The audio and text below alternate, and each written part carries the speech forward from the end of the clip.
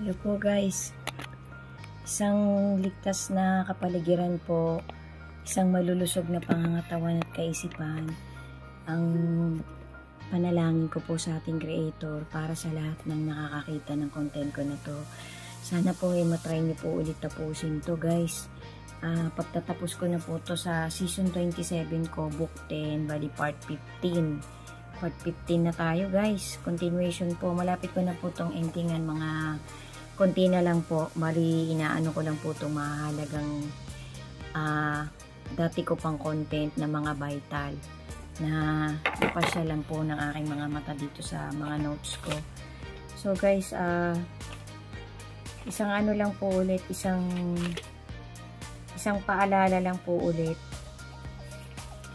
na itinawid po ng isang pastor sa kanyang dokumentary. So teka lang po guys, bali ito po muna. Bali sabi po nung isang matuwid na mangangaral, bali part 15 na nga po to guys, book 10, season 27, WWTH. To God be the glory po ulit. God bless us all po, and ingat po tayo palagi. Maging alerto po tayo palagi, maging matibay po tayong nagtitiwala at kumakapit sa faith na pinangahawakan pa natin. Huwag po tayong mapagod na gumawa pa rin at magpatuloy ng mga kabutihang makakayanan ng ating lakas, ng kung anong meron tayo, kung ano pang means ang meron tayo na ipinapahiram sa atin ng magagandang pagkakataon na regalo sa atin ng ating creator. So guys, ano po,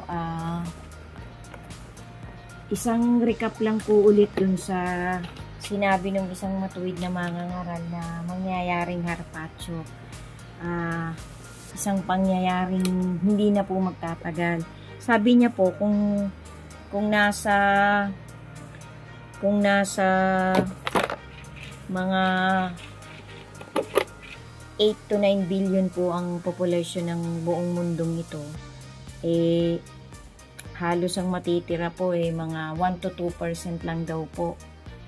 So yung pong mga matitirang yun po yung parang talagang dadanas ng matinding kapighatian. Well anyway, may mga napili po, may mga na-chosen po na nandito talaga sa lupa. So ito po, ilalagay ko po yung mga importanteng verses na pagkakasunod-sunod ng mangyayaring harpacho. Sabi po nung isang matuwid na mangangaral, hindi daw po siya pwedeng magkamali. Yung daw pong sinabi ni Peter tsaka ni James, ni Mateo ng ating Panginoong Jesus 2600 years ago, 2000 plus years ago, hindi daw po din siya pwedeng magkamali kasi napagkamalian din daw po niya na ang mauuna ay tribulation. Hindi po, bali ang pagpapaliwanag niya po, may mga critical moments po na palatandaan ng Great Tribulation, tapos bigla pong mangyayari yung harpacho, yung rapture. So magpaka-alerto po tayo guys. Pagka po nangyayari na, in the process na yung rapture, yung harpacho, magsasara po yung isang era, magbubukas po ang isang bagong era. Doon po mag-uumpisa. Pagkatapos pong ma-rapture ng mga chosen, mabubuhay din po yung mga namatay na, yung mga unang panahon pa. Yung po yung unang pagkabuhay na tinatawag. Tapos yung pong mangyayaring pangalawang pagkabuhay, yun na po yung pagbaba ng ating Lord Jesus. Yun na po yung ultimate na pagbaba niya. Bubuhayin na po yung mga natitirang hindi na rapture.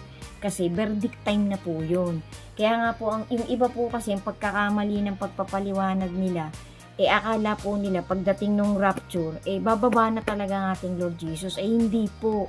Yan po talagang halos karamihan pong mga buhay pa na mangangaral ngayong generation natin, yan din po ang pinapaliwanag nila.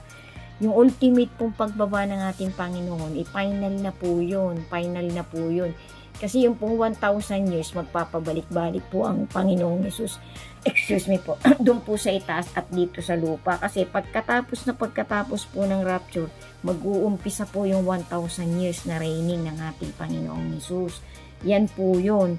So, andito po yung mga verses, yung pong Matthew 16 verse 28, Revelation 20, 1 Corinthians 15:24 hanggang 28, 1 Corinthians, Psalms 110,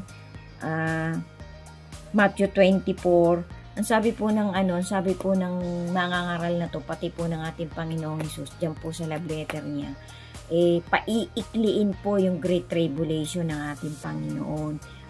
Magkakaroon po ng intervention ang divine sovereignty ng ating Creator. Kasi kapag hindi po yung pinaiksi, kasi ang lumalabas po kasi ngayon na mga dokumentary, 7 years daw po talaga yan. Who knows po talaga kung eksakto ng 7 years yan.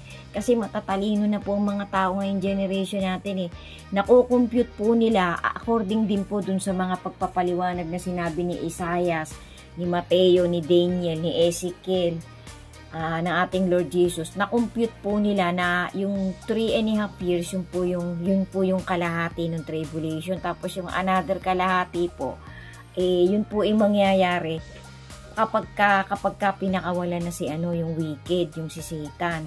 So yung 3.5 years po, hindi po natin masasabi guys kasi meron nga po mga nakareserba na hindi po talaga ipinaliwanag ng ating Panginoong Hesus.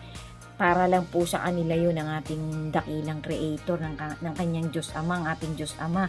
So may mga nakareserba po, hindi po natin pwedeng saklawin o ipaliwanag ng letra por letra kasi yan din po ang itinawid ng matuwid na mangangaral. Kasi may mga pangyayari pong ang Ama lang talaga ang nakakaalam at ang ating Lord Jesus.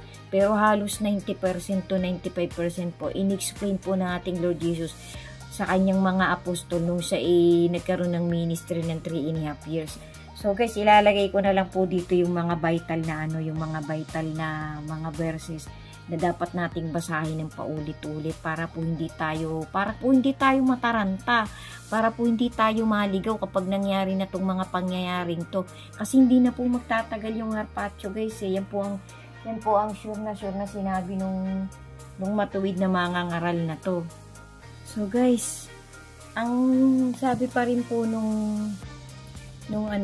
guys, kaya ko po nire-recap to kasi di po ba dun sa mga past na part nitong book 10 ko, sinabi ko po na i-recap ko hanggat maidadagdag ko sa bawat part po ng pag-e-ending ko nitong season 27, yung mga details po talaga about po dun sa reigning 1,000 years millennial era ng ating Lord Jesus. Sabi pa po nung pastor na to, ng isang matuwid na pastor na to, yun pong, kung sinasabi po ng mga dokumentaryong lumalabas ngayon na 7 years yan, yung pong kalahati nun, pero ito pong isang matuwid na mangangaral, wala po siyang specific na sinabing eksaktong 7 years. Basta sabi niya po, kapag pinakawalan si Satan po ang mag-i-implement ng pinakamatinding part ng Great Tribulation. So, yun po yung paiikliin ng ating Creator.